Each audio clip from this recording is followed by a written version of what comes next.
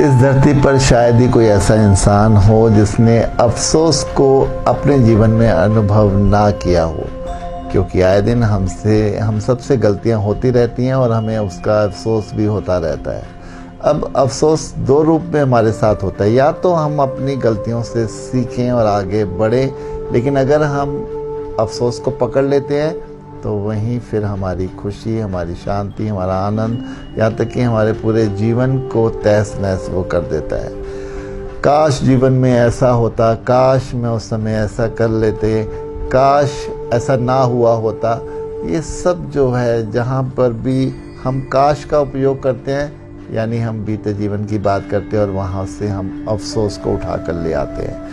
इससे होता क्या है, ना तो हम प्रेजेंट में खुश रह पाते हैं, ना मस्ती में जीते हैं, ना रिश्तों को दिल से निभा पाते हैं, बल्कि हमारा जीवन फिर उस अफसोस के इर्द गिर्द ही घूमता चला जाता है। अब हमें यहाँ पर ज्ञान को अपने जीवन में लगाना होगा कि ये जो संसार है वो सब ईश्वर की मर्जी से चल रहा है।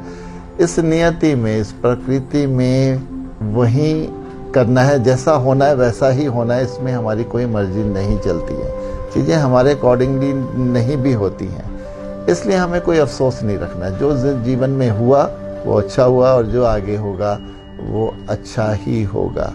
यकीन मानिए, अगर हम इस अफसोस को अपने जीवन से निकाल देते हैं तो एक क्रिएटिविटी, प्रोडक्टिविटी ये हमारे जीवन के साथ आकर जुड़ जाती है। फिर जीवन एक जीने का नाम है, भरपूर, जिसको हम जी सके, मस्ती में उसका मज़ा ले सके, क्योंकि पल पल मरते रहना, उस अफसोस में बैठे रहना, ये कहीं की भी कोई समझदारी नहीं है। और या फिर अंत में मैं कहूँगा कि इस अपने अफसोस के इस भाव को ईश्वर को समर्पित कर दें। ये ना हो कि हम अपना पूरा जीवन अफसोस में ही मिटाते चले जाएं और अंत में आकर यही बात कि हमने जीवन को जिया नहीं, ये हमारे लिए एक सबसे बड़ी अफसोसजनक बात बन के रह जाए।